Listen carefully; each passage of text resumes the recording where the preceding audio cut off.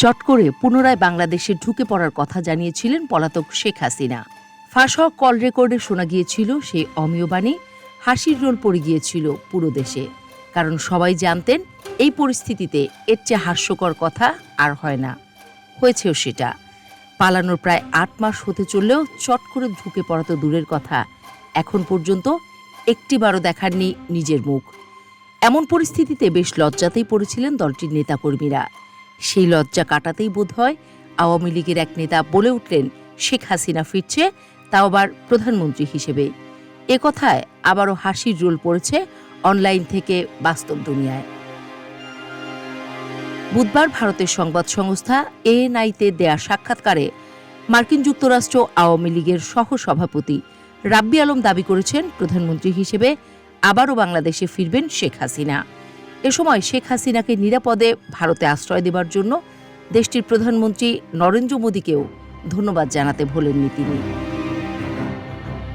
এদিকে রাব্বি আলম দাবি করেছেন, হাসিনাকে তাড়ানোর জন্য তরুণ প্রজন্ম দায়ী নয়, বরং তাদেরকে ভুল বোঝানো হয়েছে।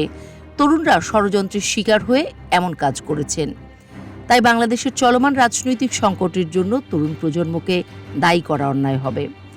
তিনি আরও বলেন, বাংলাদেশ বর্তমানে বহুমুখী আক্রমণের শিকার, যা শুধু অভ্যন্তরীণ নয়, বরং বহির্বিশ্বের বিভিন্ন শক্তির প্রভাবের ফলাফল। এই সংকট নিরসনে আন্তর্জাতিক সম্প্রদায়ের সক্রিয় ভূমিকা প্রয়োজন বলে তিনি মনে করেন। তার ভাষায়, একটি রাজনৈতিক অভ্যুত্থান গণতান্ত্রিক ব্যবস্থার অংশ হতে পারে, কিন্তু বাংলাদেশে যা ঘটেছে তা তার চেয়ে অনেক আলাদা। এটি একটি সন্ত্রাসী বিদ্রোহ। সাক্ষাৎকারে রাব্বি আলম দাবি করেন, বর্তমান সংকটের কারণে আওয়ামী লীগের অনেক নেতা ভারতে আশ্রয় নিয়েছেন।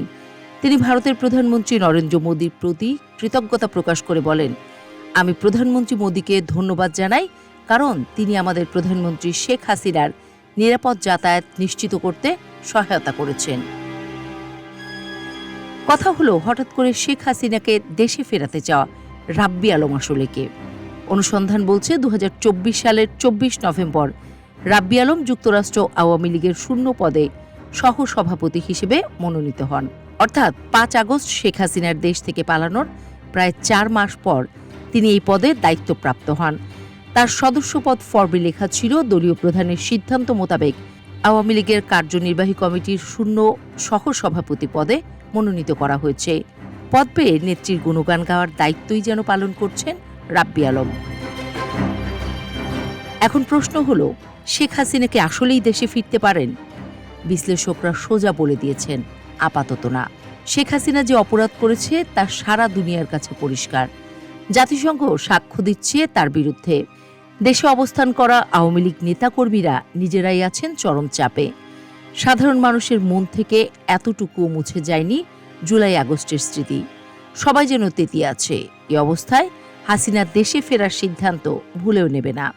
অর্থাৎ দলটির নেতাকর্মীদের এহেন আস্ফালনকে গুরুত্ব দেওয়ার কিছু নেই বলে মত রাজনৈতিক বিশ্লেষকদের।